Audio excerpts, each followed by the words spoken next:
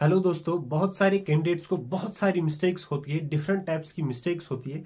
मैंने लिस्ट बनाया है कि किस मिस्टेक का क्या सोल्यूशन है। मैं इनको अब सीरियली पढ़ता हूँ।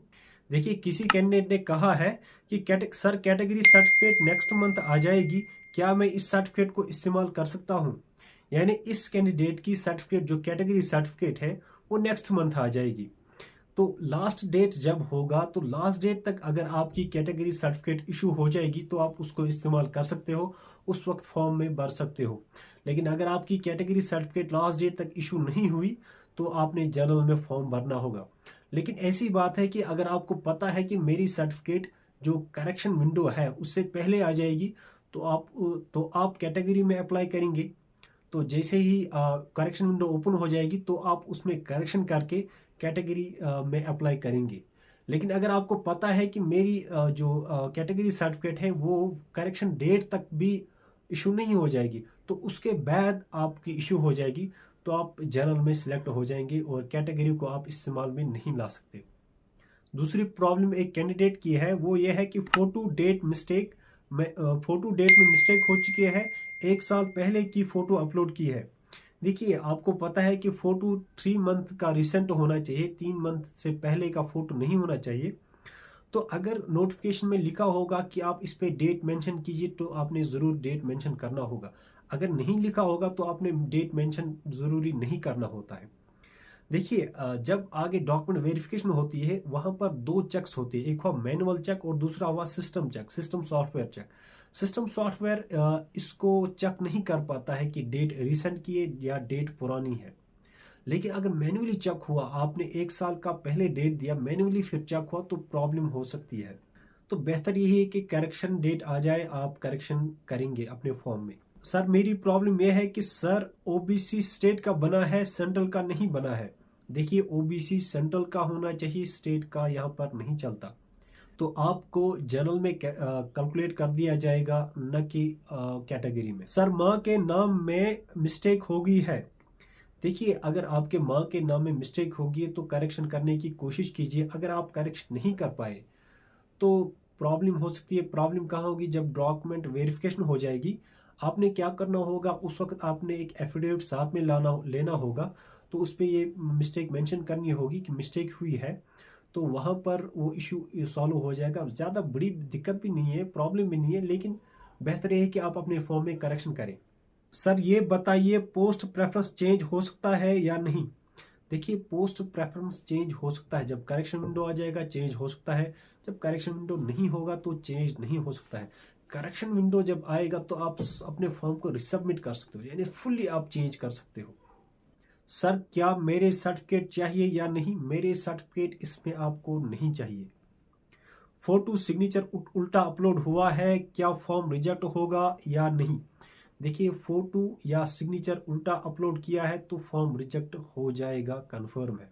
फोटो में कान क्लियर नहीं आता। देखिए, दुपट्टा की वजह से या हेयर कट की वजह से कान नजर नहीं आते। देखो, फोटो कैसा होना चाहिए, जो ये है ना, चेस्ट से ऊपर का फोटो होना चाहिए। तो स्ट्रेट आपका फेस जो है स्ट्रेट नजर आना चाहिए। बस सिंपल, बहुत आसान है। तो कान नजर ना आए, इससे कोई इशू नहीं है, कोई प्रॉब्लम नहीं इससे हो सकती है। लेकिन कोई ऐसा फोटो अपलोड करता है कि उसका सिर्फ चेहरा नजर आता है उसमें, तो उसमें रिजेक्शन होने के बहुत चांसेस है। या किसी ने ऐसा फोटो अपलोड किया उसमें ज्यादा कलर चढ़ा दिया होता है, तो वो भी आपके लिए इशू बन सकता है। सिंपल फोटो उठाओ, ओरिजिनल कॉपी उठाओ, तो वही आपके लिए बेहतर है। देखिए, फोटो जब आप उठाएंगे ना तो आप कोई कोई गॉगल नहीं यूज करेंगे, कोई कैप नहीं यूज करेंगे, सिंपल सा फोटो उठाइए, वो बेहतर होता है आपके लिए। सर फोटो सिग्नेचर छोटा है, क्या रिजेक्ट हो जाएगा? देखिए, अगर थोड़ा सा छोटा है कोई इशू नहीं है, अगर ज्यादा छोटा है तो रिजेक्शन कंफर्म है। देखिए, फोटो का ब्लर होना भी प्रॉब्लम है, उससे भी फॉर्म रिजेक्ट होते हैं। देखिए, मेरा एक फ्रेंड था, उसने एसएससी का फॉर्म, एसएससी जेई का फॉर्म अप्लाई किया था, लेकिन इशू क्या हुआ कि उसका फॉर्म रिजेक्ट कर दिया गया। प्रॉब्लम फोटो की ही थी। एक और मिस्टेक है यहाँ पर, कैटेगरी सर्टिफिकेट में नेम यानी और अपने नाम में और फादर्स नेम में करेक्शन करनी है, क्या हो पाएगी? देखिए, अगर कैटेगरी सर्टिफिकेट में आपका नाम या आपके फादर का नाम उसमें मिस्टेक है, आप उसको पहले ही फॉर्म भरने से पहले करेक्ट कराइएगा। अगर इतना समय नहीं है आपके पास तो आप क्या करेंगे, आप फॉर्म अप्लाई करेंगे। आप फॉर्म अप्लाई करेंगे, फॉर्म अप्लाई करने के बाद आप अपनी करेक्शन जो आपकी कैटेगरी सर्टिफिकेट है उसमें आप करेक्शन कीजिए। तो जो करेक्शन सर्टिफिकेट है, करेक्टेड सर्टिफिकेट है, और जो पुरानी ओल्ड सर्टिफिकेट है उसको साथ में लेकर एक एफिडेविट बनाइएगा, और जब डॉक्यूमेंट वेरिफिकेशन हो जाएगी उसमें वो तीनों साथ में लेकर आपका प्रॉब्लम सॉल्व हो जाएगी। लेकिन अगर बेहतर यही है, अगर आप करेक्शन विंडो से पहले भी अपने इस कैटेगरी सर्टिफिकेट को ठीक कराएंगे तो करेक्शन विंडो के दिन आप अपने सर्टिफिकेट को करेक्ट करके अपलोड करेंगे। सर मैंने 10th क्लास की जगह 12th क्लास की डिटेल फिल कर दी है।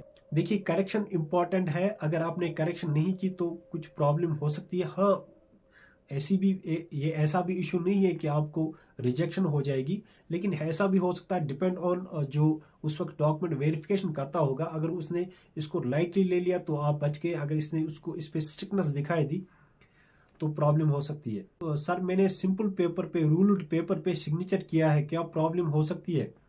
देखिए आप जब भी अपने साइन को अपलोड करेंगे तो वो साइन प्लेन पेपर पे होना चाहिए, ना कि रूल्ड पेपर पे। अगर आपके पास पेपर अवेलेबल नहीं है और लास्ट डेट है, इमरजेंसी है, पेपर अवेलेबल नहीं है, तो कोशिश करिएगा कि सिग्नेचर में एक लाइन आ जाए ज़्यादा से ज़्यादा, बाकी प्रॉब्लम कर सकता है। सर मैंने टेंथ रोल नंबर गलत भर दिया है, कोई सोल्यूशन है? कोई दिक्कत नहीं, बेहतर यह है कि अगर आप इसको करेक्ट कराएं, कभी जो डॉक्यूमेंट वेरीफायर होता है वो प्रॉब्लम कर सकता है। सर मैं ओपन कैटेगरी से हूं मगर फॉर्म में गलती से ओबीसी शो कर दी। देखिए आपको ओपन कैटेगरी में कैलकुलेट कर दिया जाएगा, यानी जनरल कैटेगरी में आपको कैलकुलेट कर दिया जाएगा। अगर आपने मार्क्स अच्छे लाए तो आप सिलेक्ट हो, अगर आपने इतने मार्क्स लाए कि आप कैटेगरी की वजह से सिलेक्ट हो गए लेकिन आपके पास कैटेगरी सर्टिफिकेट अवेलेबल नहीं है तो आपकी रिजेक्शन हो जाएगी। सर मैंने जो फॉर्म में जीमेल डाली है वो मेरी डिलीट हो गई। देखिए कोशिश करिए आप इसको रिकवर कीजिए, अगर रिकवर ना हो पाए फिर भी आपका फ़ोन नंबर सही है तो आप सारी जो मैसेजेस है वो आप फ़ोन नंबर से आप रिसीव करेंगे, उसी पे सारी मैसेजेस फिर भी आएंगी। मेरी लास्ट में यही रिक्वेस्ट है आपसे, आप अपने फॉर्म में गलती ना कीजिए। तो बेहतर यही है, अपने फॉर्म को फिल करने में टाइम दीजिएगा। पहले आप सीखिए कि फॉर्म फिल कैसे करना है और कहाँ पर क्या आपने चूज़ करना है, फिर आप अपने फॉर्म में को फिल कीजिए, खुद फिल कीजिए, बहुत आसान है। और मेरी कोशिश यही होगी कि मेरे वीडियोस तब तक आएंगे जब तक आपकी फाइनल सिलेक्शन हो जाए। तो मेरी चैनल को सब्सक्राइब कीजिए और इस वीडियो को लाइक कीजिए। Thank you, good bye.